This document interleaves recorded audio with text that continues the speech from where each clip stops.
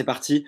Du coup, le but de ce matin, c'est vraiment en 1 heure de vous faire dépiler de vous faire comprendre le maximum de choses sur le SEO.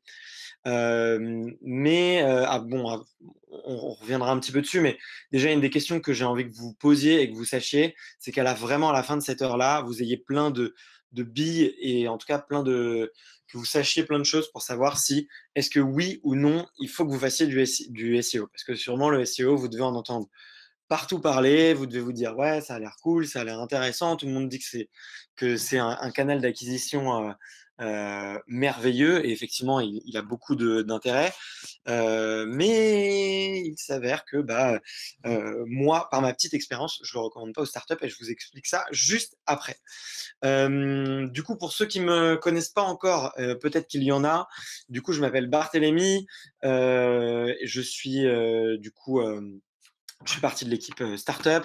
Mon but, c'est un peu de piloter tous les programmes. Par le passé, j'ai monté plusieurs boîtes, dont beaucoup avec du SEO. J'ai monté notamment une agence d'acquisition de trafic sur laquelle on travaillait énormément sur le SEO.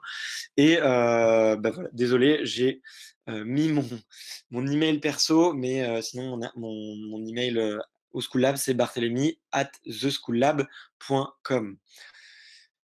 Alors, qu'est-ce qu'on va faire aujourd'hui? Comme je vous le disais, le but, c'est que vous compreniez au maximum ce que vous pouvez tirer du SEO, qu'est-ce que vous pouvez en faire, qu'est-ce que vous devez faire maintenant, quelles sont les actions que vous devez absolument mettre en place, et surtout, essayer de comprendre, est-ce que le SEO, c'est fait pour vous?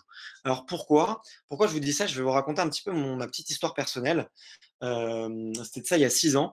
Je voulais monter une marque de compléments alimentaires. Voilà. J'étais passionné de sport.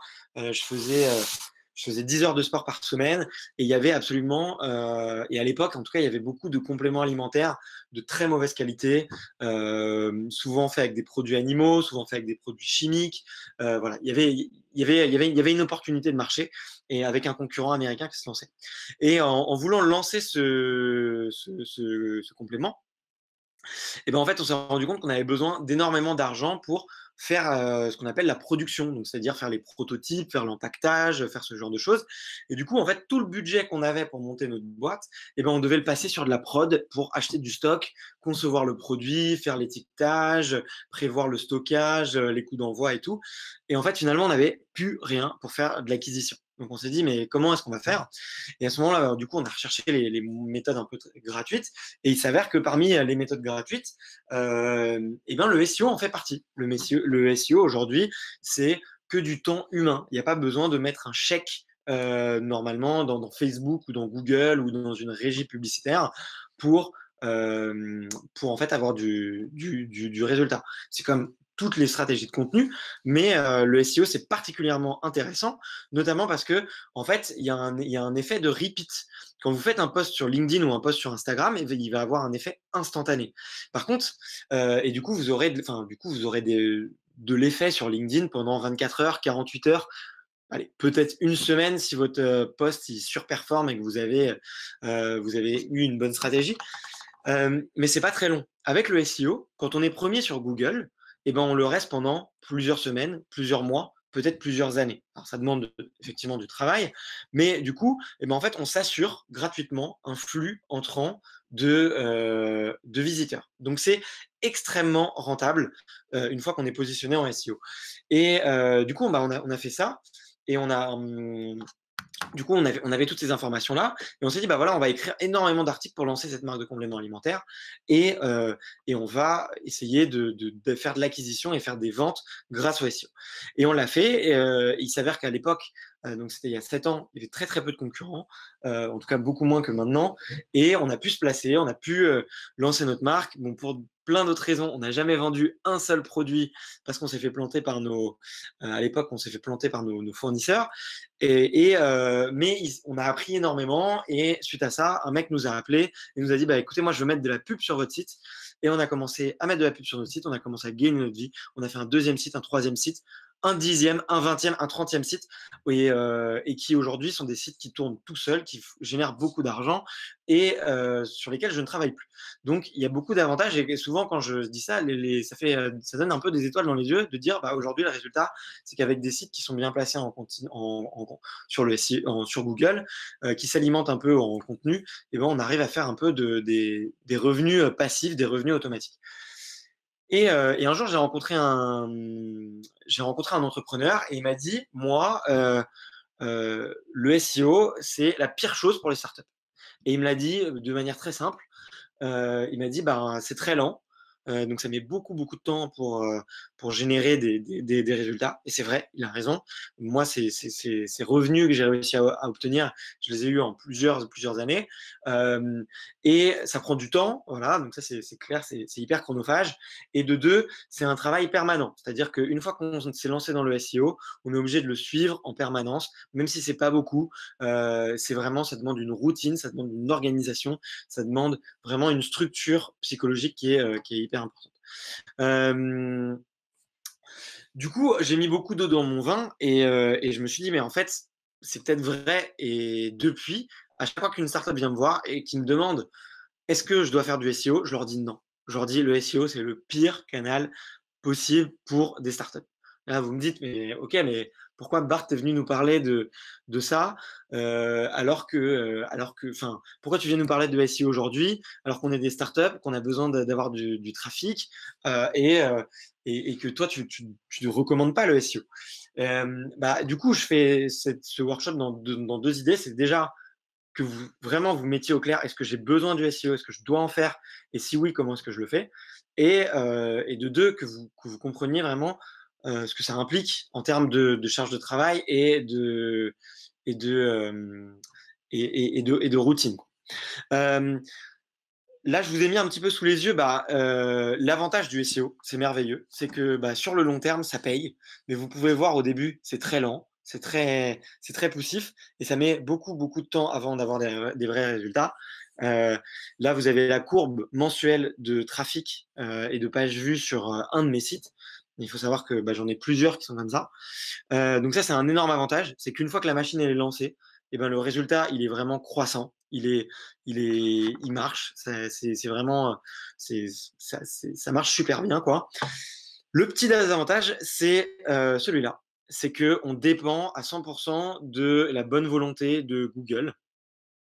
Euh, donc là, vous voyez les améliorations subites, les chutes subies, et ben c'est tout simplement l'algorithme de Google. Donc si un jour l'algorithme de Google décide que votre site ne mérite plus d'être en première position, mais en 20e position, et ben sur plein de résultats de recherche, et ben vous ne pouvez rien y faire. Vous devez vous y plier. Et la seule chose que vous pouvez faire, c'est corriger votre site, comprendre le nouvel algorithme. Et du coup, ça demande du travail. Euh, et du coup, une des choses que je recommande à tous les entrepreneurs que je rencontre, surtout si vous voulez monter des startups. Alors, si vous voulez monter des petits business, des petites muses, un peu comme moi, pourquoi pas. Mais si vous voulez monter une startup, ne soyez jamais, jamais 100% Google dépendant. Ne soyez jamais 100% SEO. C'est bien le SEO, il y a du résultat, il y a plein de choses intéressantes à faire, mais ayez toujours d'autres canaux d'acquisition, ayez toujours d'autres paniers dans lesquels mettre vos œufs. C'est un adage qu'on entend beaucoup dans l'investissement. On devrait beaucoup l'entendre beaucoup plus dans le marketing. Donc voilà, ne dépendez jamais de Google à 100%. C'est la première chose que je peux vous dire. Moi, j'ai vu de mes propres yeux des boîtes qui faisaient quelques millions de chiffres d'affaires mensuels euh, grâce au SEO, du jour au lendemain, faire zéro. Et je peux vous dire que ça fait très mal quand on a 50, 70, 100 employés. Tout ça parce qu'on a mis tous ses œufs dans le même panier. Donc, ils pensaient toujours, c'est un canal formidable une fois qu'il marche, mais ne mettez jamais tous vos œufs dans le même panier. Donc, on va un petit peu commencer vraiment à rentrer dans le vif du sujet. Donc, dois-je faire du SEO est-ce que le SEO est fait pour moi Eh ben, en fait, on va parler de plusieurs concepts. Le premier concept dont on va parler, c'est est-ce que vous êtes searchable? C'est-à-dire, est-ce que vous avez un business que les gens vont rechercher dans Google, en fait, tout simplement. Par exemple, si on prend un exemple tout bête, c'est celui de Instagram. Personne n'a jamais écrit dans Instagram comment poster mes photos pour que tous mes amis puissent le voir et me stalker et stalker ma vie. Ça se fait pas en fait. Voilà, c'est pas un business searchable, c'est un business d'usage. C'est pas un business de requête. Voilà.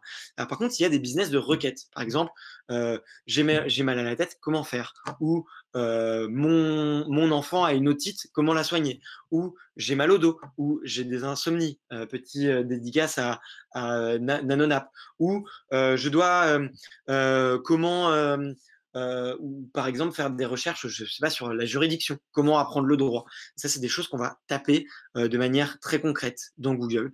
Et donc ça, c'est ce qu'on définit comme les business searchable.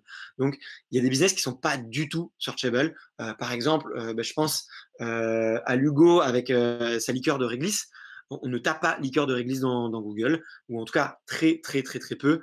Comment est-ce qu'on l'achète? On se balade dans un magasin, on va au rayon alcool parce qu'on a envie de faire la fête, on voit une belle bouteille, on l'achète. C'est comme ça que ça se passe, on ne le tape pas dans Google. Donc ça, il faut vraiment, posez-vous la question, est-ce que j'ai un business sur lequel les gens, en fait, se posent des questions? Et est-ce qu'ils se posent des questions dans Google? Ça, c'est la première chose à se penser. Des sous-questions qui vont se poser, c'est donc là, voilà, par exemple, là, juste pour vous mettre un petit exemple avec Nike. Par exemple, si je mets les meilleures chaussures de sport, on aurait pu se dire que Nike allait faire du contenu. Mais en fait, non, ils s'en moquent parce que c'est pas comme ça que leurs clients achètent. C'est pas comme ça qu'ils communiquent. Les gens n'ont pas besoin de savoir quelle est la meilleure chaussure de sport. C'est déjà eux. Donc, bien sûr, il y a des sites qui essayent de le faire, mais c'est pas les marques. Les marques, elles ont aucun intérêt à le faire. C'est des miettes, ça, c'est des gouttes de pain ce qu'ils ont comparé à tout leur business. Donc la première chose, une des questions sous-jacentes pour savoir si votre business est searchable, c'est est-ce qu'il y a du brand love sur votre domaine? Qu'est-ce que c'est le brand love? C'est l'attachement à une marque. Donc typiquement, on va reprendre l'exemple de Nike. Une fois qu'un client il aime Nike, il n'a plus besoin. Une fois qu'il aime Nike, il va sur le compte Instagram, il va sur le compte Facebook, il s'abonne sur YouTube et il va en magasin. Ça, c'est du brand love. Et il n'a pas besoin de faire des recherches sur son produit. Il sait que dès qu'il y a un nouveau t-shirt avec une nouvelle technologie ou une nouvelle chaussure qui va sortir, il sait que Nike, ce sera la meilleure. Et ça, c'est du brand love. À l'inverse, il y a des business où il n'y a pas du tout de brand love. Par exemple, imaginons si vous voulez prendre un billet d'avion pour cet été et que vous voulez aller à Istanbul. Qu'est-ce que vous allez faire? Vous allez taper comparateur de vol dans Google généralement, ou billet d'avion pas cher. Vous allez taper Paris-Istanbul, billet d'avion. Et vous vous en foutez, dans 90% des cas, par quelle compagnie vous passez. Vous vous en foutez par quel comparateur de vol vous passez. En fait, parce que tant que vous faites des économies et tant que votre temps, il est, comment dire, tant que votre temps, tant que le temps du billet d'avion, il est correct, vous vous en moquez du reste. Posez-vous la question. Je sais pas si vous avez des cartes Business Air France ou ce genre de choses. Très peu de gens en ont. Et c'est pour ça qu'ils essayent de créer ce genre de cartes et que les avantages sont énormes quand on paye ce genre de cartes. C'est parce que, justement, c'est très, très dur de créer du brand love autour de ce genre de business parce qu'en fait, c'est tous la même chose, finalement, quand on s'en rend compte. Et il y a plein d'autres business comme ça sur lesquels, en fait, on s'en moque de la marque de laquelle on est abonné. À l'inverse de ça, il y a aussi des marques qui vont essayer de créer du brand love. Donc, c'est-à-dire, par exemple, dans le milieu des assurances, très récemment, on a eu Alan. En fait, aujourd'hui, toutes les assurances avaient une très mauvaise image de marque. Tout le monde s'en foutait un peu de quelle marque il allait passer du temps que le contrat d'assurance était le mieux. Et eux, ils ont essayé de créer du brand love. Pareil avec Shine, pareil avec Conto, pareil avec voilà, tous ces produits qui essayent vraiment de créer une expérience client et une image de marque très forte. Donc vous posez-vous la question, est-ce que vous êtes dans un marché où il y a du brand love ou pas du tout? Si vous faites des fringues, oui, complètement. Si vous faites de l'alcool, oui, complètement, bien sûr. On est attaché à certaines marques d'alcool, plus ou moins.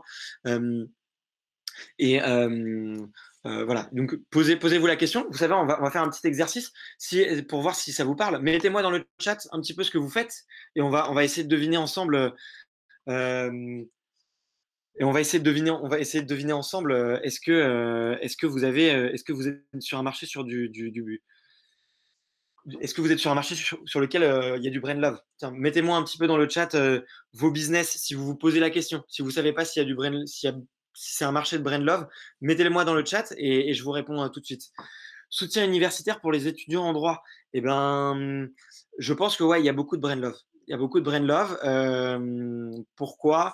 Mais alors, bon, on le verra juste après. Mais en gros, les marchés sur lesquels il y a beaucoup de brand love, le SEO est moins performant. Mais par contre, comme tu es sur un marché qui est encore peu connu, et ben en fait, généralement, tu peux trouver plein de clients avec du SEO et tu vas les transformer, tu vas les garder avec du brand love. Et ça, c'est très important de les garder. Donc, soutien universitaire, carrément, il y a du brand love. App, click and collect pour la restauration à emporter éco-responsable. Bah là, typiquement, je pense pas. Enfin, je pense il y a beaucoup de brand love et du coup, je pense que c'est pas un business searchable. Je pense qu'on va pas chercher euh, restaurant éco-responsable dans Google. Je pense il y a très peu de gens qui le tapent. App de location de vêtements entre particuliers. Hyper intéressant.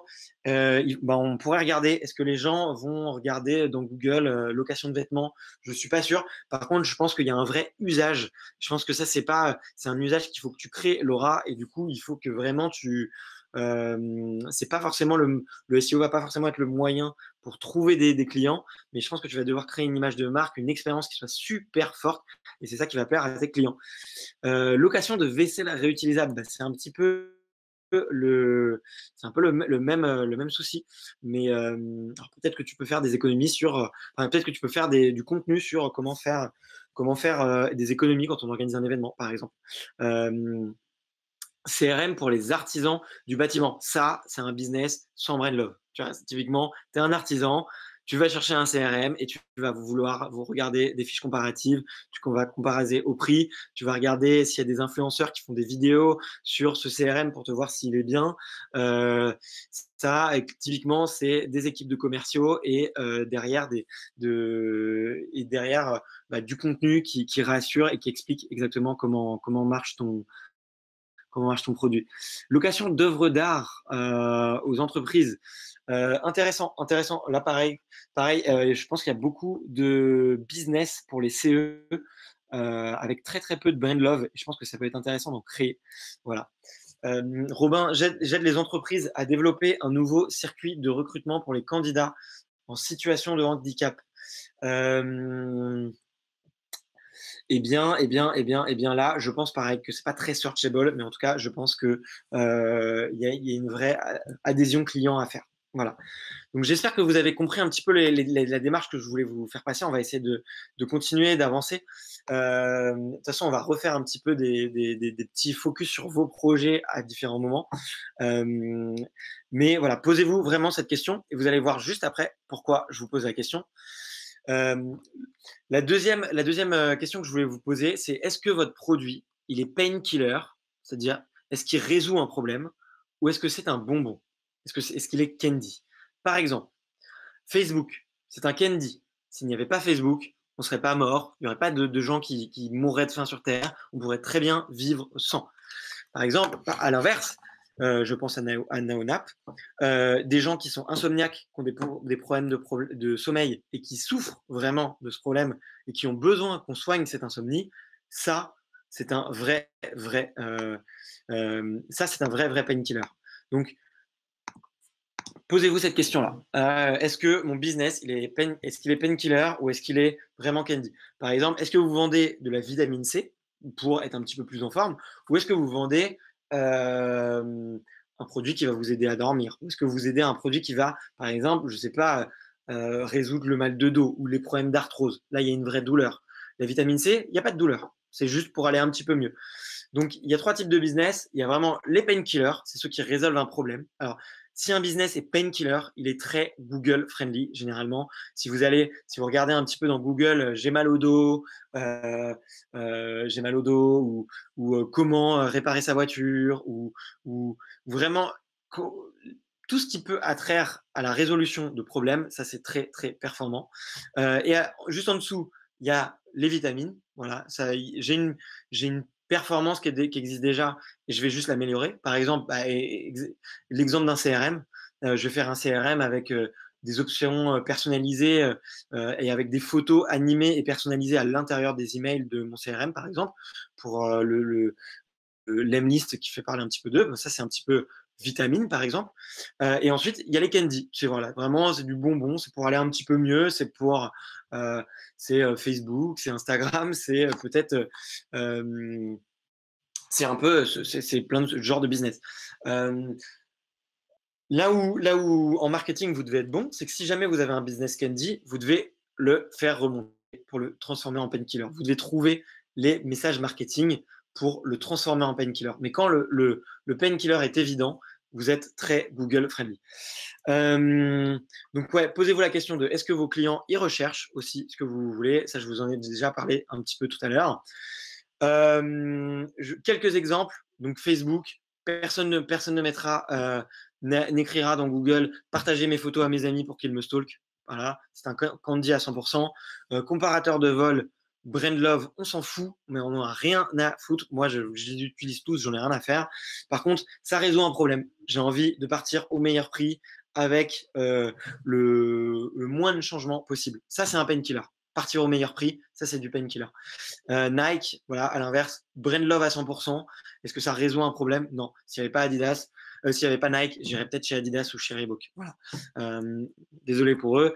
J'aime beaucoup Nike et j'espère que je n'aurais pas fait de tort. Ni à Facebook non plus, d'ailleurs, parce que c'est quand même des billions de dollars compagnie qui valent la peine d'être citées. Donc, la grosse leçon que j'ai fait en travaillant pour des dizaines de clients qui voulaient avoir des résultats sur du content marketing et sur du SEO, c'est que plus un business est painkiller et moins il y a de brain love, plus il faut faire du SEO. Donc, posez-vous un petit peu cette question-là. Est-ce que vous êtes vraiment painkiller? Si vous êtes vraiment painkiller, réfléchissez au SEO très sérieusement. Si vous êtes sur un marché sur lequel il y a très peu de brain love, pensez au SEO. Pensez au SEO parce que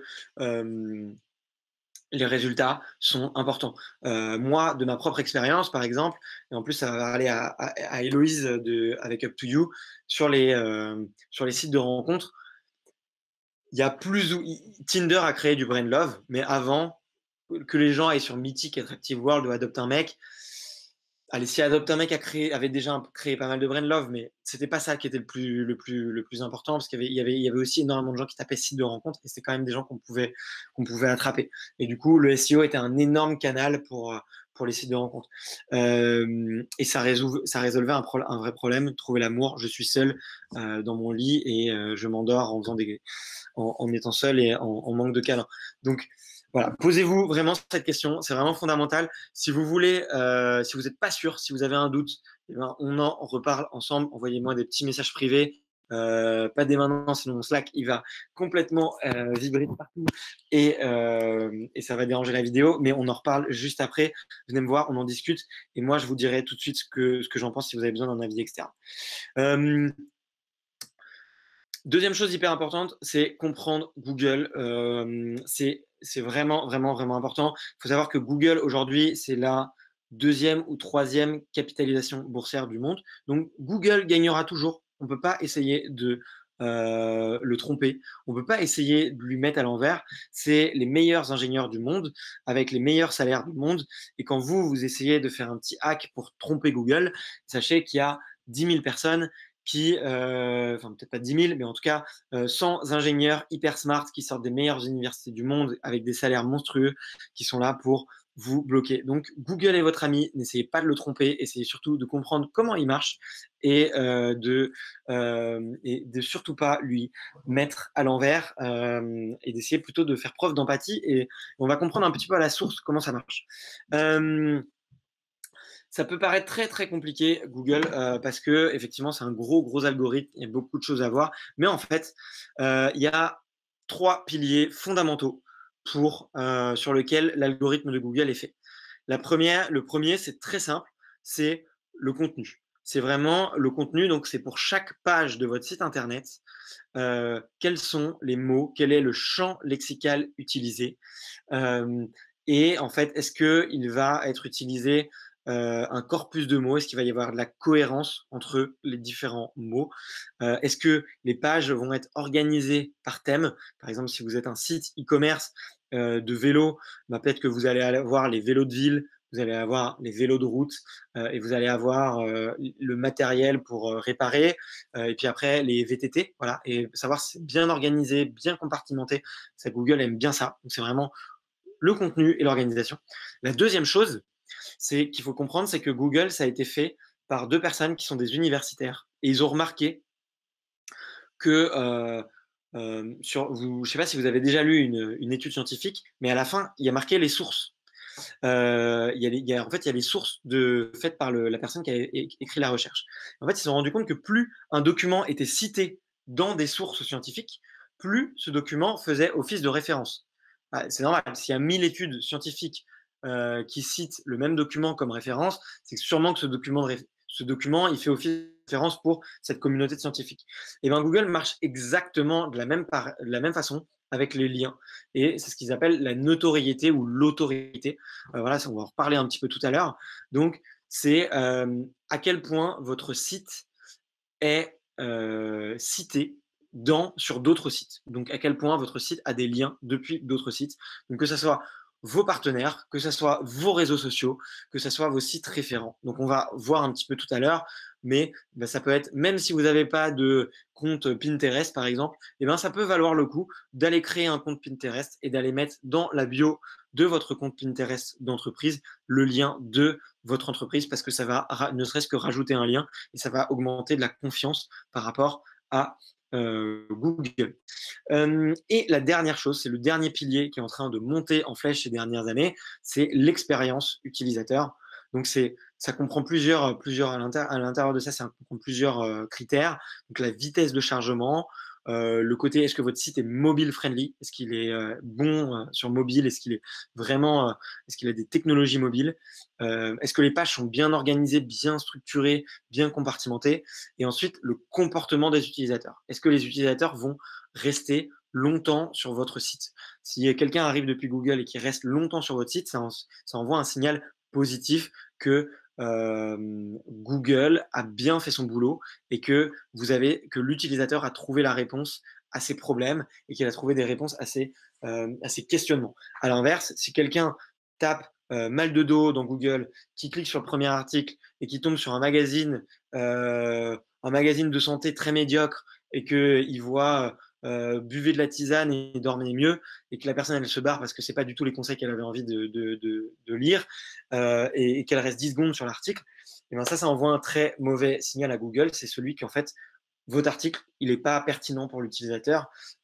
Donc plus vous allez faire en fait accrocher les utilisateurs et plus vous allez les engager sur votre site internet, plus ça envoie des messages positifs à Google. Je reviens 2 petites minutes pour voir si vous avez des questions dans le chat, parce que comme je suis sur la vidéo,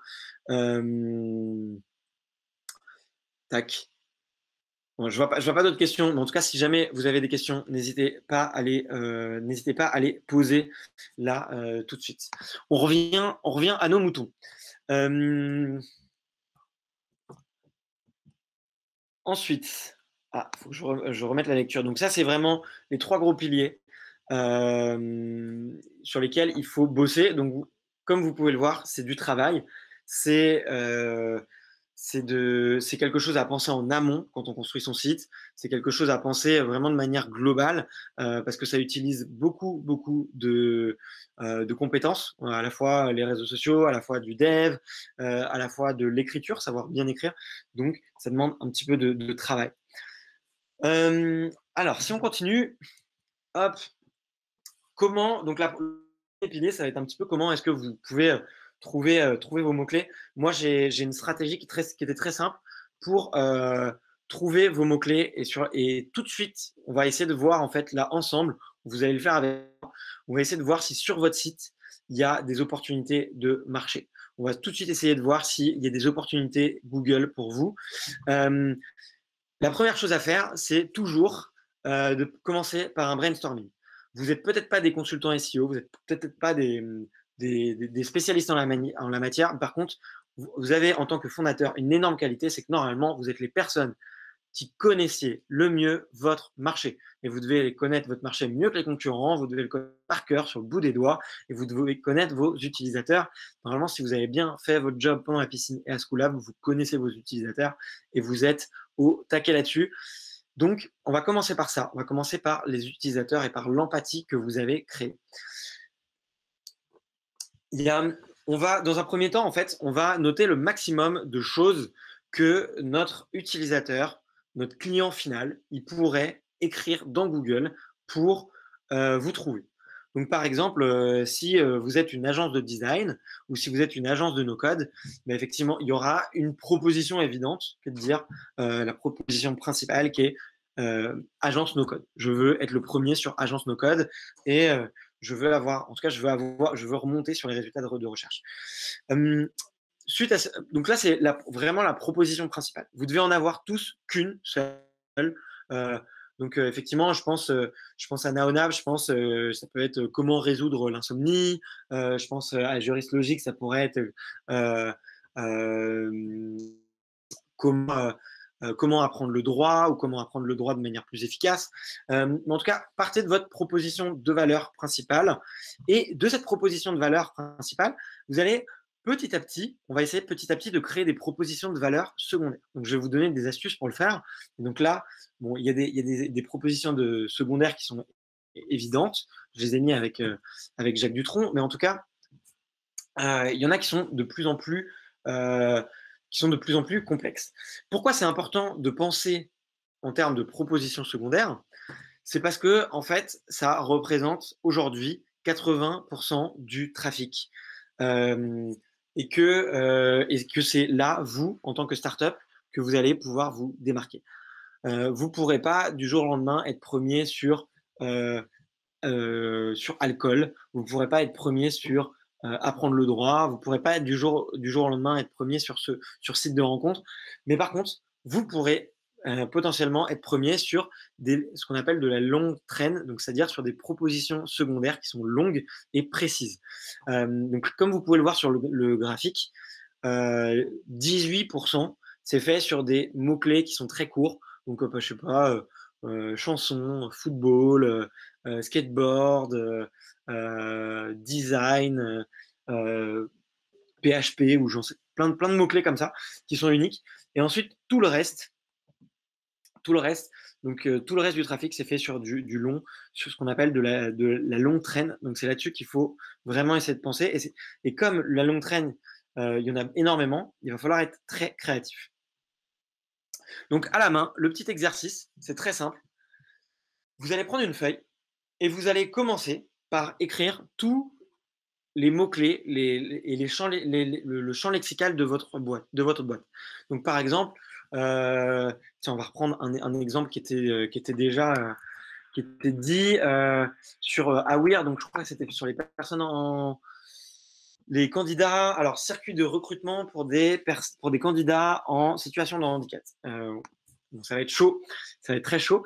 Mais parce que je connais pas bien le marché, mais par exemple, je pourrais noter bah, déjà tous les handicaps possibles. Je pourrais problème de motricité, problème de mobilité, trouver du travail, discrimination,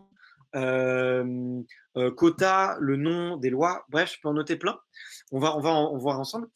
La deuxième étape, c'est qu'une fois que vous allez avoir pris cette feuille et que vous aurez écrit tous les mots-clés sur votre feuille, vous allez pouvoir utiliser des outils comme des dictionnaires de synonymes euh, et regarder un petit peu les concurrents. Donc là, je vous ai mis plein d'outils qui vont vous permettre en fait d'avoir à la fois des idées de mots-clés. On va faire des petits exemples. Donc là, je vais faire un petit exemple avec celui que j'aime beaucoup, par exemple, qui est Uber Suggest. Alors, il a été acheté par Neil Patel, donc on va le faire tout de suite.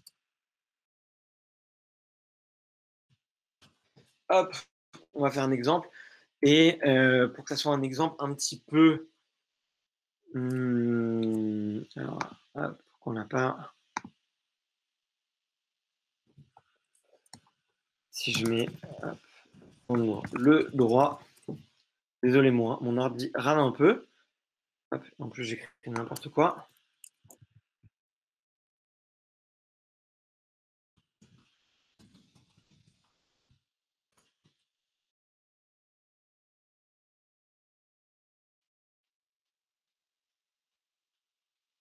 ça arrive.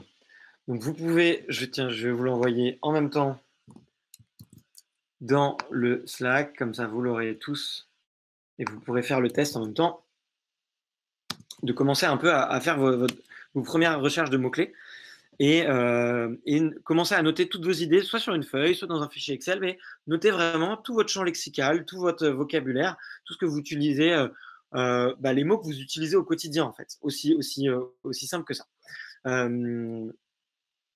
Vous prenez pas trop la tête, vraiment, soyez spontané, mettez-vous à la place de vos clients et quels sont les mots que vraiment vos, euh, vos utilisateurs peuvent utiliser quand ils parlent de vous. Et, bon, désolé, ça rame complet. Tiens, ça arrive.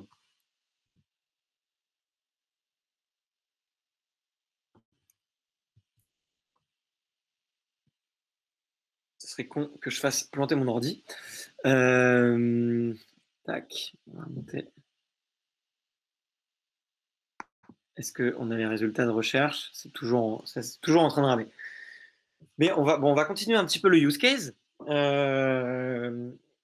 J'avais pris, moi, pour l'exemple que j'avais fait, par exemple, pour noter tout le champ lexical, j'avais pris en fait l'exemple d'un magasin de vélo en ligne. Donc, j'avais fait plusieurs catégories. Donc, d'abord les termes un peu techniques propres au vélo. Donc, vélo, cadre, pédalier, guidon, pneus, guidoline, dérailleur. Bon, la liste est très longue. Ensuite, j'avais mis le terme tous les accessoires, les casques, les lampes, le coup de vent, les chaussures. Ensuite, on peut mettre tout ce qui est verbe d'action. Donc, réparer, changer sa roue, gonfler un pneu, rouler sous la pluie. Voilà, on peut mettre vraiment tous ces mots-clés-là. On va les ajouter à sa liste. Et ensuite, on peut mettre des expressions qui sont liées proprement au magasin. Donc, je sais pas, acheter un vélo d'occasion, louer un vélo, faire réparer son vélo, quel est le meilleur magasin. On peut mettre des petites expressions, des petites phrases comme ça. Des adjectifs aussi. Bon, là, ça fait un petit peu moins sens, mais par exemple, pour ceux qui font de l'éco-responsable, pour ceux qui font euh, pour plein de business, ça peut être plus intéressant de mettre vos adjectifs. Et ensuite, mettre des expressions un petit peu périphériques. N'hésitez pas à les mettre. Tour de France, triathlon, Richard Virenque, hipster, voilà, pour les vélos. Euh, Peloton, contre-la-montre, VTT. Des recherches géographiques. Voilà, est-ce que votre vélo, est-ce que votre magasin de vélo, il est à Paris, en banlieue? Est-ce qu'il est à Marseille? Pareil pour vous. Est-ce que vous êtes partout en France? Est-ce que vous êtes dans des endroits en particulier? Est-ce que vous êtes assez est-ce que vous êtes là? Est-ce que vous avez une situation géographique? Et enfin, dans un dernier temps, j'ai mis les marques et les professionnels. Decathlon, La Pierre, je pourrais mettre les revendeurs, je pourrais même rajouter les influenceurs et ce genre de choses. Et du coup, voilà, là, ça commence un petit peu à remplir mon fichier Excel. Et ensuite, ce que je vais faire, c'est que je vais prendre chacun de ces mots et je vais prendre un par un et je vais les mettre dans ce super outil. Donc, d'ailleurs, à un peu, j'ai l'impression. Apprendre le droit, on va le mettre en français. Tadadam.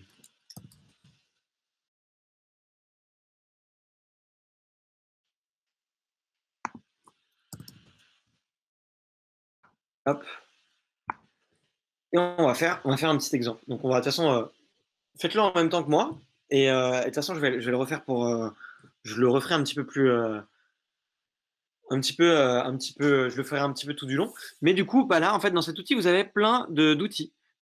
Par exemple, donc là, il y a le search volume mensuel. Donc, il y a environ, en moyenne, 140 personnes qui, par mois, tapent dans Google apprendre le droit. Donc, là, ça commence à être intéressant. 140 personnes par mois, ça commence à vraiment à être à être un petit volume intéressant. Le SEO difficulté, on y reviendra juste après, mais c'est une donnée qui va vraiment nous intéresser de savoir est-ce que c'est dur d'y aller ou pas.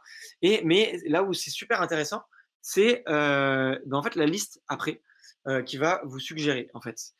Et là, il va vous donner plein d'autres idées de mots-clés. Apprendre le droit seul, comment apprendre le droit facilement, apprendre le droit en autodidacte, comment apprendre le droit administratif. Et il y a une super option. Alors, je crois qu'on peut la voir des deux côtés. Donc là, Keyword ID à gauche. Et en fait, vous allez pouvoir tout simplement exporter, là, si vous le voyez sur mon écran, exporter en CSV. Si je clique, ça va me télécharger le CSV. Donc, je ne vais pas le télécharger parce que mon ordi est déjà en souffrance avec cette petite vidéo. Et du coup, en fait, il va vous exporter tous les mots-clés, vous les mettre dans un fichier Excel. Et du coup, vous pourrez les ajouter. Et le plus beau dans tout ça, c'est que cet outil est gratuit et que vous pouvez vraiment l'utiliser à fond. Une autre chose, donc là, il y a des suggestions, mais il y a aussi des options avec des questions. Ça peut être très, très intéressant. Vous avez sûrement dû le voir avec Noémie avec Answer de Public ou sur cet outil aussi. Et en fait, il y a des questions qui sont tapées par les utilisateurs. Et en fait, ces questions, elles sont très, très intéressantes. Comment apprendre le droit? Comment apprendre le droit facilement? Comment apprendre le droit administratif? Pourquoi? Parce que ça, c'est vraiment, du coup, ça va transformer un petit peu votre business qui peut être un peu candy, comme on l'a vu tout à l'heure, en un painkiller. Voilà. Par exemple, si on reprend le cas de juriste logique, bon, faire des fiches pour apprendre le droit, c'est quelque chose. Bon, là, on peut très bien dire, bon, c'est pas vraiment painkiller, c'est un peu vitamine parce que ils ont déjà des cours, ils ont déjà des alumni qui peuvent leur donner des fiches, et puis bon, ils ont qu'à travailler les étudiants, voilà, ils ont qu'à ils ont qu'à travailler quoi, ils sont là pour ça, c'est des futurs avocats. Euh, donc, mais par contre, là, et du coup, en fait, avec les questions, comment apprendre le droit administratif, comment apprendre le droit constitutionnel ou comment apprendre le droit en autodidacte, et ben là, ça met vraiment des mots sur un problème qui est précis. Et du coup, vous allez un peu vous transformer en painkiller. Donc ça va vraiment être intéressant. Et du coup, ça va vous permettre aussi de voir ce que vos utilisateurs recherchent et qu'est-ce qui les intéresse. Et c'est là-dessus que vous allez créer du contenu comme vous l'avez vu. OK pour vous. Bon, je vois pas encore de questions dans le chat, donc j'espère que vous êtes encore éveillés. Existe-t-il un seuil de volume intéressant? On va le voir, après. Je pense qu'à votre niveau, tout est intéressant, mais c'est pas le volume qui va être primordial. C'est pas le volume spécialement qui va être primordial, c'est plutôt la difficulté en fait. Et on va voir après à quel point c'est possible pour vous de se positionner et à quel point vous pourrez évaluer un petit peu la difficulté à vous positionner. Mais à votre niveau, dès que c'est plus de 100, ça vaut le coup d'y aller. Ça, c'est clair et net. Surtout si vous êtes un business qui fait des marges, qui fait de la marge intéressante. Si vous faites de la micro-marge, 100, 200, 300, et qu'il y a beaucoup de concurrence, ça vaut pas forcément le coup d'y aller. Nous, on avait un algorithme pour nos sites d'affiliation qui était très simple. On regardait tous les volumes de mots-clés où il y avait plus de 500 recherches par mois, tous ceux où il y avait une concurrence qui était faible, et direct, on avait une liste avec un petit algorithme, un petit script, et du coup, on avait tous les sujets sur lesquels on devait aller. Mais vous, aujourd'hui, ce que vous devez vous poser la question, c'est que vous devez aller chercher tous vos clients avec les dents. Et du coup, même si vous avez un tout petit volume de recherche, mais que ce volume il vous permet de toucher 100 clients par mois, mais que parmi ces 100 clients, vous pouvez en convertir 2 et que ces 2 clients, ils vous rapportent 3, 4, 5 000, 10 000, 100 000 euros par an, et ben c'est ça qu'on regarde. C'est la marge, c'est ce que ça vous rapporte. Si vous avez un business qui rapporte 2 centimes, et ben effectivement, un volume de 100 recherches par mois, ça vous intéressera pas. Donc ça dépend vraiment de votre stratégie. Est-ce que vous avez une stratégie avec des grosses marges, avec des gros volumes d'affaires, ou est-ce que vous avez plutôt l'inverse, des micro-marges et des micro avec des tout petits chiffres d'affaires. Et très bonne réponse de Flavio. C'est très souvent les outils de SEO, d'estimation, ont tendance à arrondir à la baisse et surtout en fait à lisser sur l'année et à ne pas voir les pics. Et par exemple, il y a certains business qui explosent ou certaines requêtes SEO qui explosent à certains moments de l'année. Par exemple, Babysitter au mois de septembre ou Academia au mois de mars. Par exemple, pour tout ce qui est cours particulier au mois de mars, juste avant le bac, ça explose. Site de rencontre à la Saint-Valentin, ça explose. promotion, ticket réduction, ticket cadeau, ça explose au moment du Black Friday, au moment au moment de Noël aussi, par exemple. Donc, un outil qui peut être très intéressant, c'est Google Trends. Donc, vous pouvez aller l'utiliser. Je vous l'ai mis là tout de suite dans le chat. Tapez ça dans Google, Google Trends, et vous aurez en fait les tendances mois par mois, semaine par semaine, de à quel point votre business évolue en fait. Et par exemple, bah, vous pouvez amusez-vous par exemple à aller taper mythique et à mettre sur 5 ans, ou adopte un mec sur 5 ans, ou Tinder sur 5 ans, et vous verrez les évolutions. Il y a des moments où ça explose, il y a des moments où ça disparaît complètement et que ça n'intéresse plus du tout les gens. Ou par exemple, vous pouvez vous amuser à mettre, je sais pas, des noms de joueurs de tennis, ou mettre Bitcoin par exemple. Vous allez voir que Bitcoin, eh ben, ça a complètement explosé quand le Bitcoin valait 15 000 dollars, ou en tout cas qu'il a passé la barre des 10 000 dollars. Ça a commencé à exploser. Puis dès que ça s'est cassé la gueule, 3 mois après, les gens en parlaient beaucoup moins. Donc ça peut vous intéresser, et ça peut vraiment voir si votre business est cyclique. Donc là, normalement, vous devez commencer à avoir une bonne, vous devez commencer à avoir bien brainstormé. Donc prenez le temps, 1 heure, 2 heures, allez voir des clients, regardez, lisez les témoignages clients qu'ils mettent, regardez le champ lexical, utilisez des dictionnaires de synonymes, utilisez tous les outils de mots-clés que je vous ai mis juste ici. Je vous enverrai, ne vous inquiétez pas, hein, je vous enverrai les slides. Moi, je suis très gentil, j'envoie tout. Donc, c'est que des outils gratuits. Désolé, hop, je vous le remets sous les yeux. C'est que des outils gratuits. Donc, le Google Keyword Planner, c'est l'outil de Google qui vous permet de faire les régies. Keywordtool.io, c'est super, ça met des milliers d'idées de mots-clés. Par contre, vous n'aurez pas les volumes de recherche, donc ça, c'est un peu moins intéressant. Yoda Insight, c'est super, c'est un outil qui est développé par des Français. En plus, vous pouvez étudier la concurrence, vous pouvez mettre l'URL d'un site et voir tous les mots-clés sur lesquels il remonte bien, donc vous pourrez vous amuser un petit peu. 1.fr, on y reviendra un petit peu plus tard, c'est vraiment super. Moi, celui que j'utilise beaucoup en ce moment, c'est effectivement nilpatel.com et Answer the Public que vous avez déjà vu. On avance un petit peu, vous avez normalement cette liste, vous l'avez exporté en CSV, et du coup, vous faites grossir votre fichier Excel.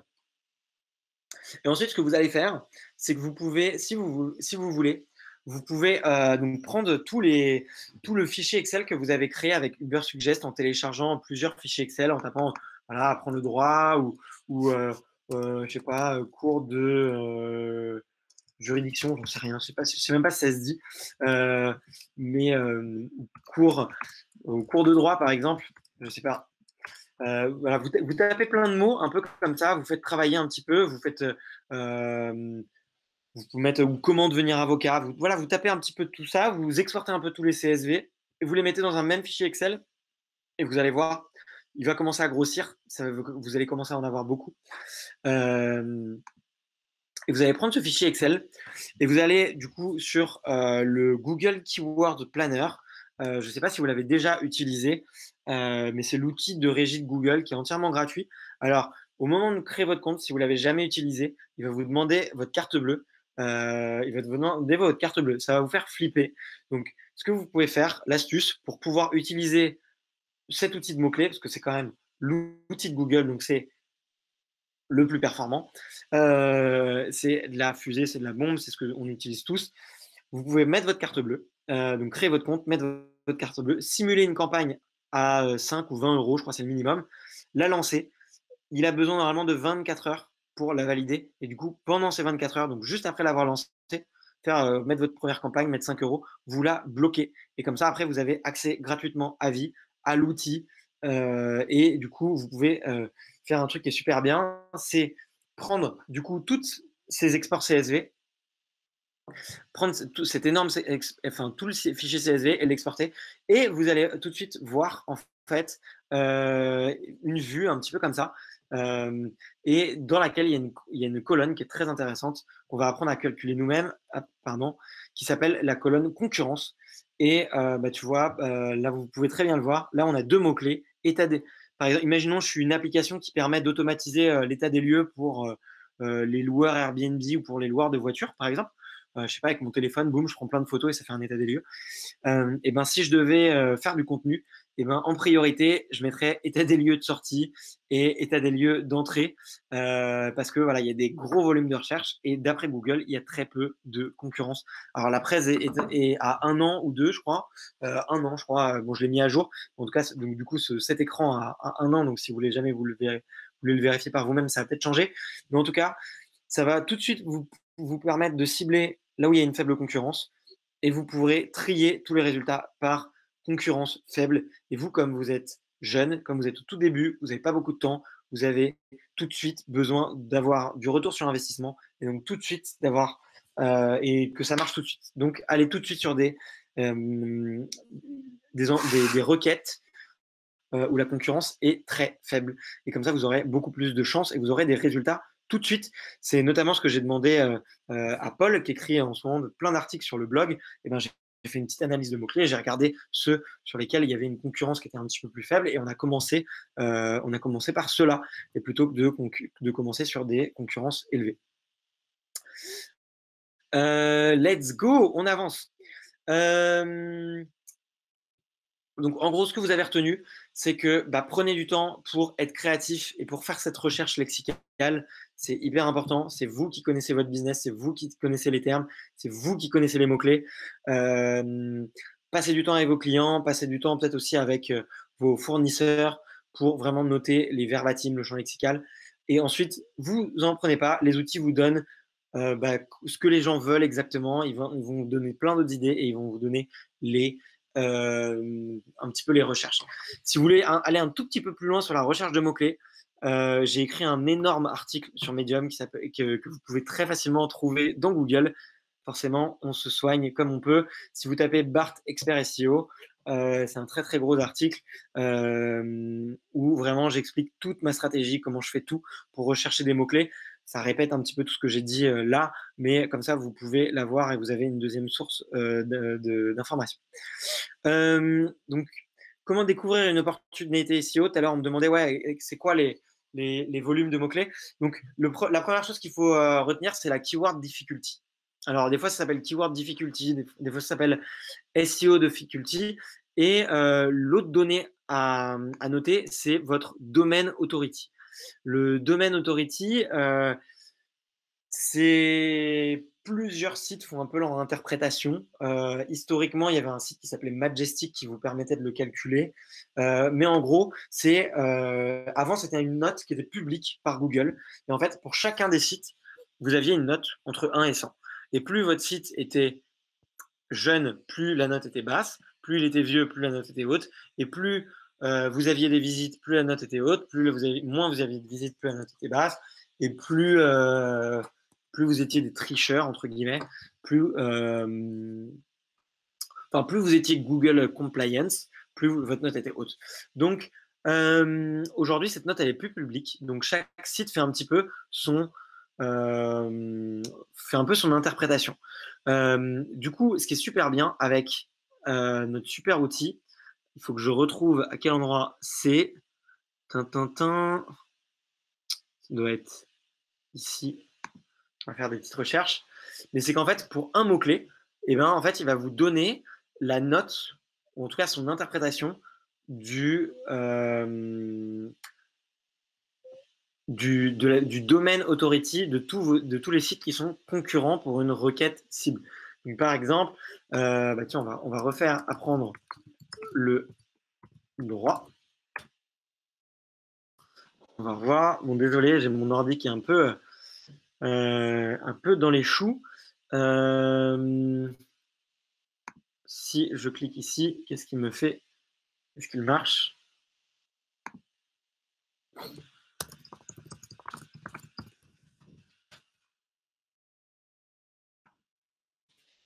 Ah, ou peut-être que je l'ai trop utilisé, j'ai trop utilisé la version gratuite. Qu'est-ce que... Bon, là, on a une petite... Non, Content ID. Zut, j'ai trop utilisé l'outil, du coup, j'ai mis... Du coup, j'ai plus accès à la version... Ah, quoique, c'est peut-être ici. On va regarder. Ça serait ballot. Mais en tout cas, non, on l'a encore ici. Pardon, désolé. Donc, en fait, là où il est hyper intéressant, du coup, cet outil, c'est que là, en fait, donc, à gauche, on a un peu des idées de mots-clés. mais c'est à droite. Ici, vous avez tous les sites concurrents. Vous avez le classement des sites qui remontent si vous tapez la recherche, du coup, apprendre le droit dans Google.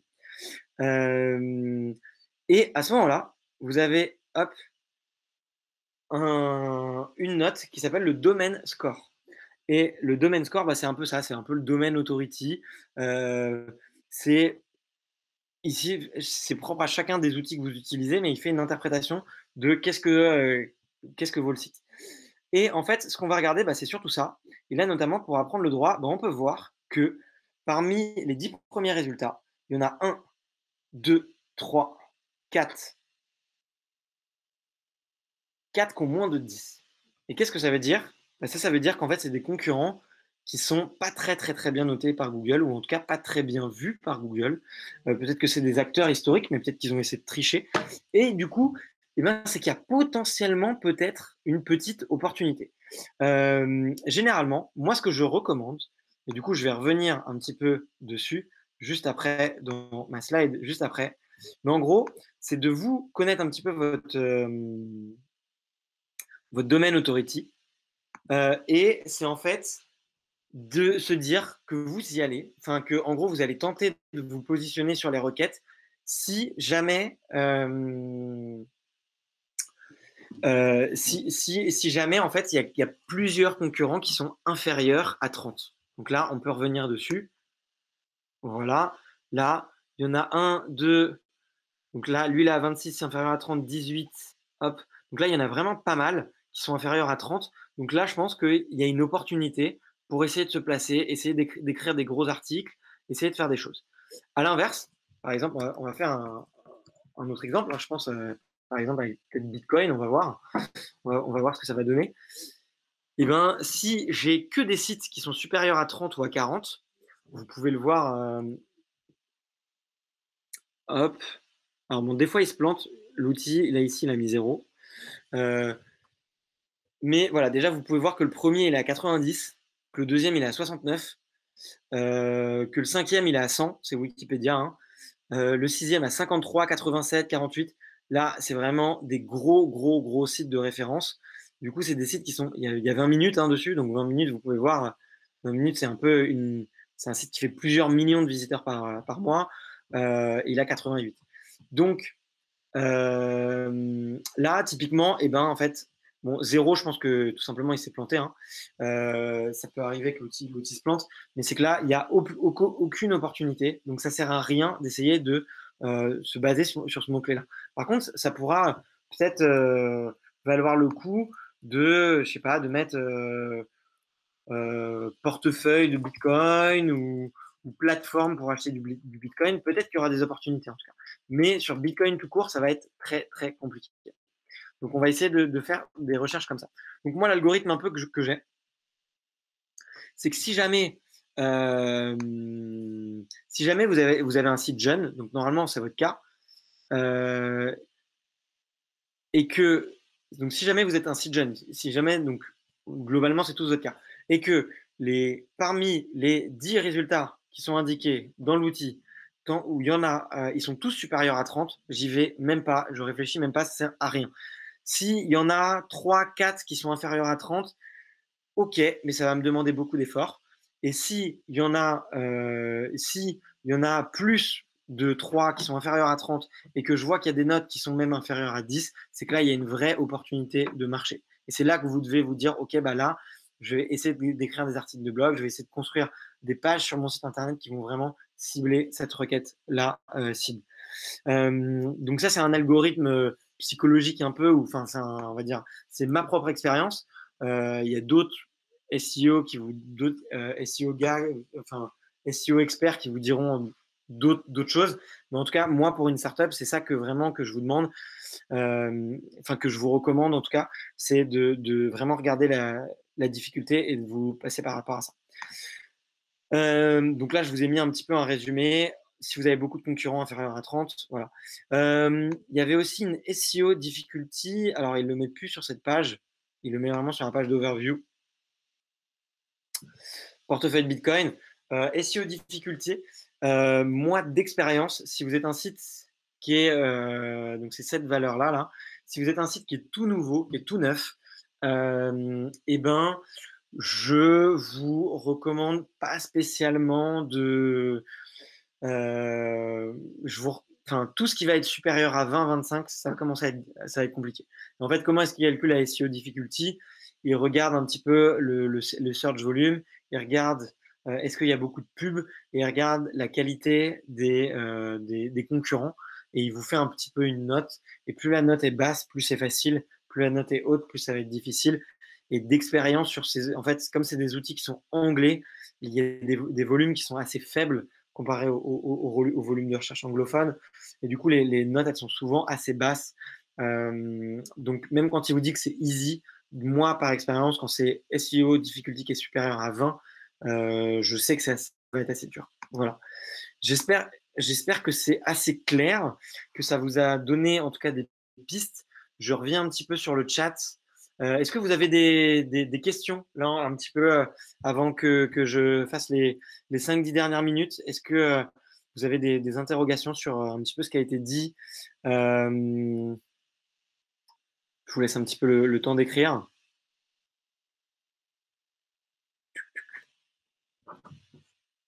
Petite pause.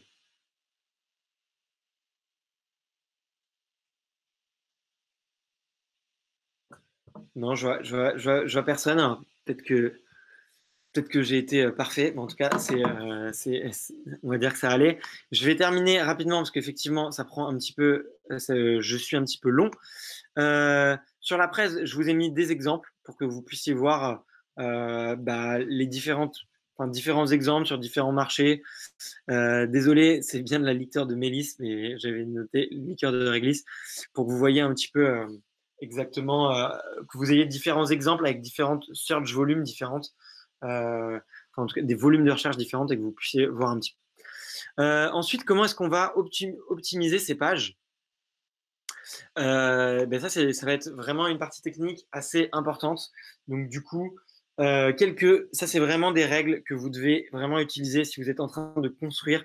Hier, je suis passé à Station F, j'en ai entendu plusieurs parmi vous qui étaient en train de construire leur site. Si vous voulez que votre site soit référencé dans Google, il y a plusieurs règles qui sont très très importantes. Ça s'appelle du SEO on page. Donc il y a plein d'articles qui sont bien sur Google, donc vous pouvez creuser et avoir toutes les règles qui existent. Mais les quatre plus importantes, on va dire, c'est que déjà il faut qu'il y ait minimum 300 mots sur vos pages. Donc les sites du designer avec juste des images, des vidéos et tout, ça c'est très très compliqué à faire remonter sur Google. Donc vous avez le droit de faire des sites avec des vidéos et plein d'images, des sites très visuels et tout. Mais dans ce cas-là, il faut penser à une autre stratégie d'acquisition que Google. Donc en général, pour qu'une page elle remonte à peu près correctement, c'est 300 mots.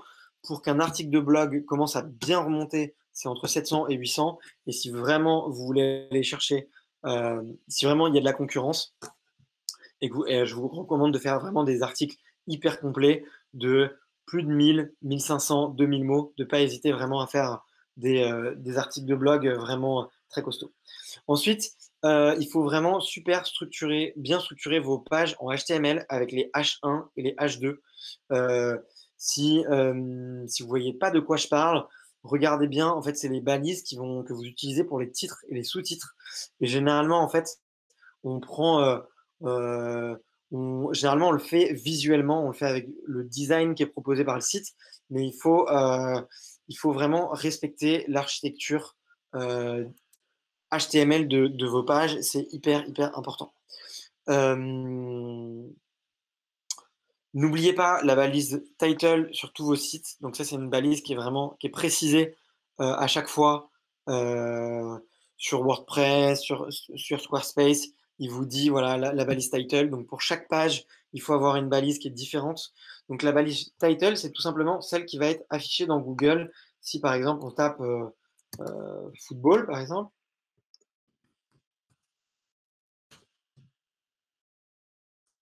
En fait, ça va être la balise des titres qui va être affichée. Donc ici, la balise title, c'est football underscore Wikipédia. Ici, pour le site Eurosport, c'est football de points actualité, résultats, foot et mercato.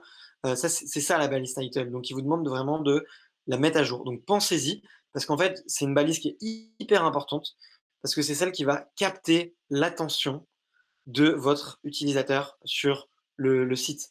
Donc par exemple, moi je vois très très souvent des sites avec une balise title qui n'est pas travaillée ou avec juste le nom du site, ou des marques qui sont inconnues par exemple. Je sais pas, bah, dans l'exemple de NanoNap, par exemple, ce qui peut être hyper intéressant, c'est NanoNap le, euh, la nouvelle, des outils, enfin, la technologie au service de votre sommeil ou la technologie pour lutter contre l'insomnie. Ça peut être intéressant de placer quelques mots-clés.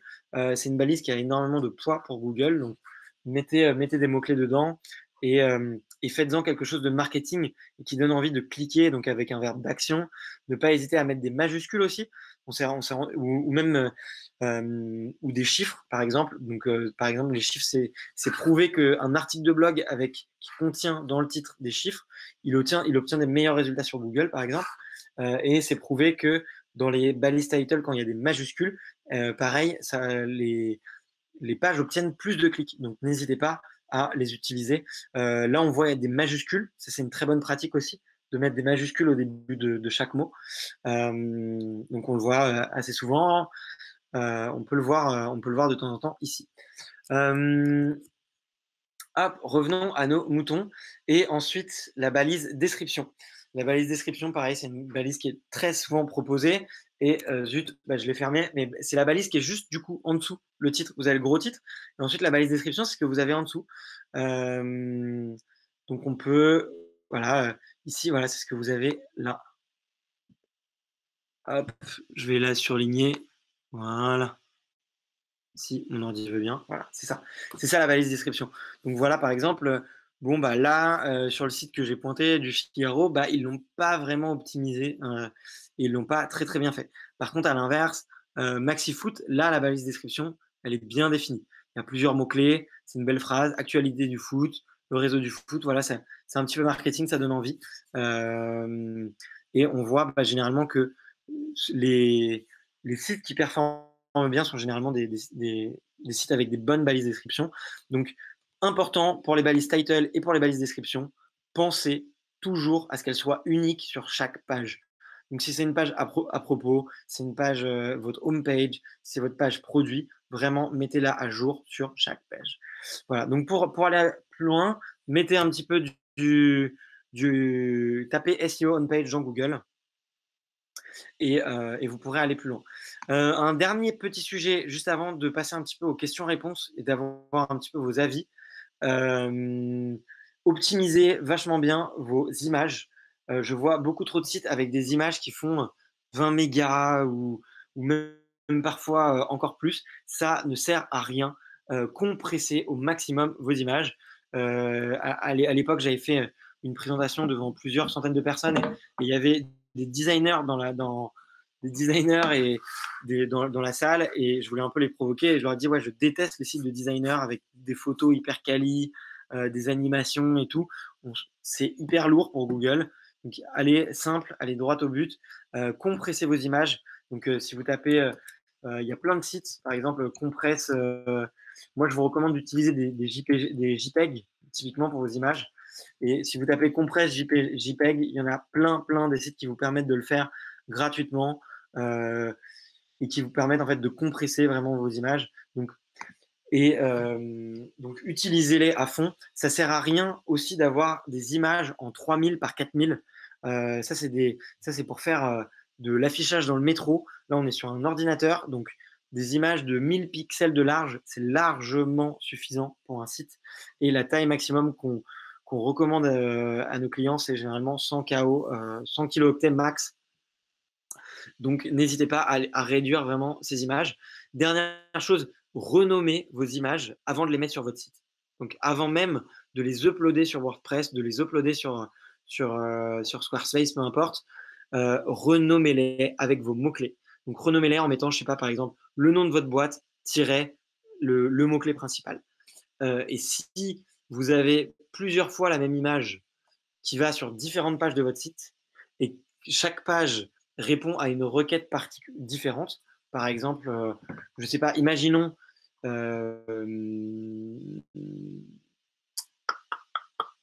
Imaginons, je suis un site de chaussures et du coup, je vais avoir mes pages de marque, donc par exemple ma page, sur Nike et je vais avoir ma page sur catégorie avec mes chaussures de sport. Et ben, si j'ai envie de mettre la même image, par exemple, avec, je sais pas, plein de chaussures et que j'ai envie de mettre la même image sur ces 2 pages-là, vu que c'est ces 2 pages différentes, je vais dupliquer l'image avant sur mon ordinateur. Je vais les renommer avec 2 mots-clés différentes. Dans l'autre, je vais mettre dans l'un, je vais mettre chaussures de sport et dans l'autre, je vais mettre chaussures Nike, par exemple. Euh, et ensuite, je vais les uploader. Et ensuite, je vais utiliser les 2 images différentes pour mes pages distinctes. Ne réutilisez pas la même image pour 2 pages différentes si vous voulez utiliser la même, si vous voulez cibler 2 requêtes différentes. Voilà. N'oubliez pas qu'il y a une balise alt aussi sur chacune de vos images. Et la balise alt, c'est hyper important de la renseigner. Et vous pouvez la renseigner avec votre mot-clé. Quelques outils, juste pour terminer. Un dernier outil que je voulais vous donner, c'est des 2 outils qui vous permettent en fait de voir un petit peu la qualité de votre SEO on-page. Donc, le premier que j'utilise, c'est webpage.ly et l'autre, c'est checkbot.io.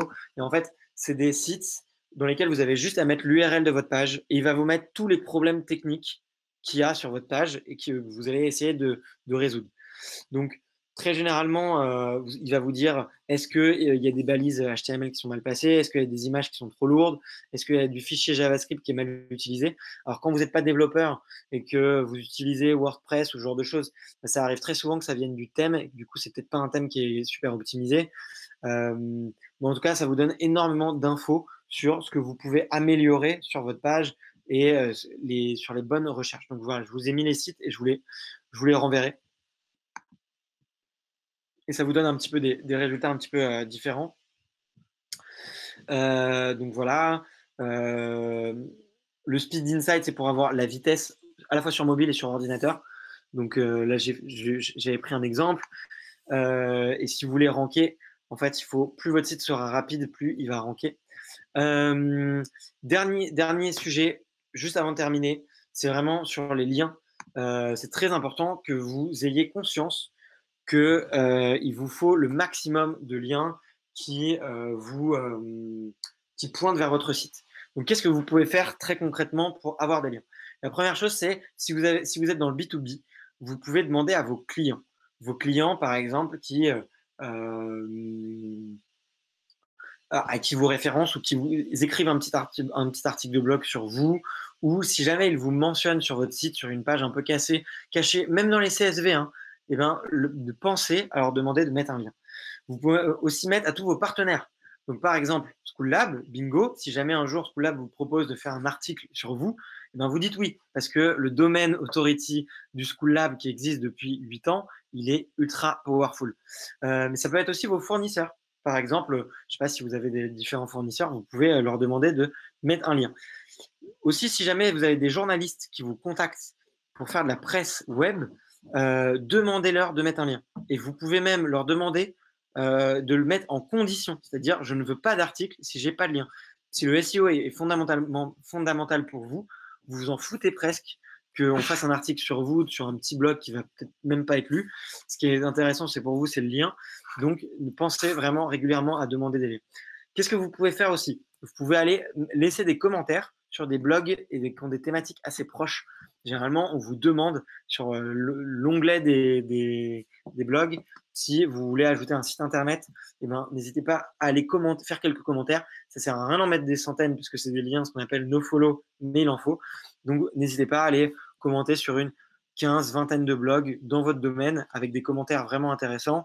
Pas mettre salut, bonne journée, j'ai bien aimé ton article, ça sert à rien. Mais mettre un vrai commentaire pour générer potentiellement un peu de trafic. Ça peut être quelque chose d'intéressant.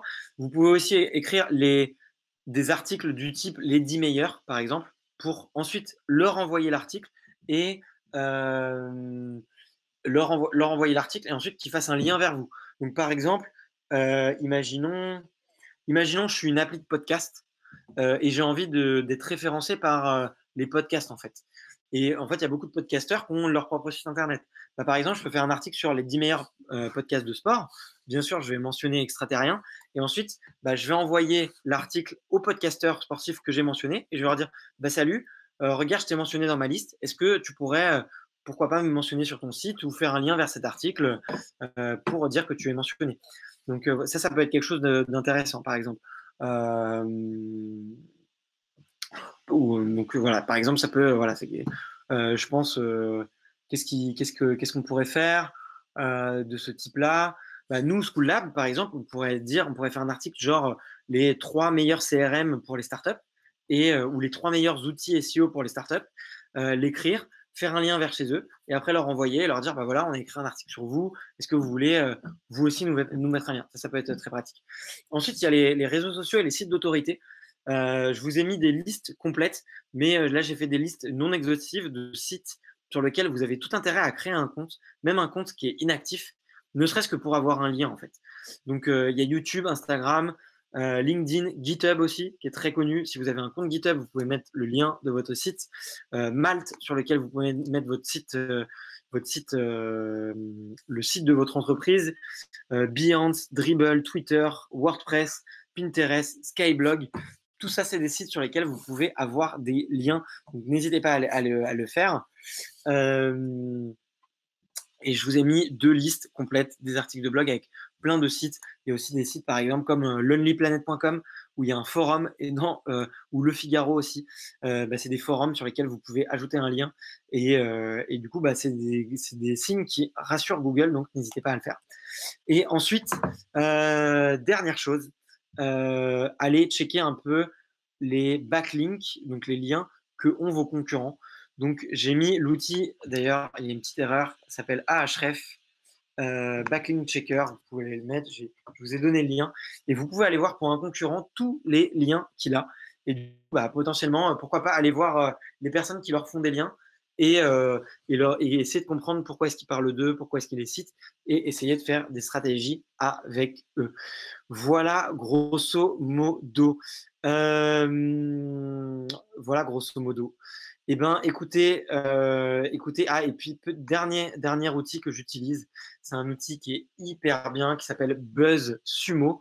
Je vous ai mis de toute façon la liste de tous les outils que j'utilise, mais BuzzSumo, c'est monstrueux, c'est trop bien. Ça vous permet, vous mettez l'URL d'un site concurrent et vous avez tous les sites, enfin tous les articles de blog, toutes les pages qui ont été les plus partagées sur les réseaux sociaux.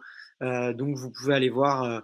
Aller voir, c'est assez cool. Et du coup, bah, ça vous permet peut-être de créer, copier des articles de blog, faire des articles de blog un peu dans le même genre, d'essayer de comprendre un petit peu qu'est-ce qui marche bien sur les réseaux sociaux. Et du coup, ça va booster un petit peu votre stratégie de contenu. J'espère que vous êtes prêts. J'espère que ça vous a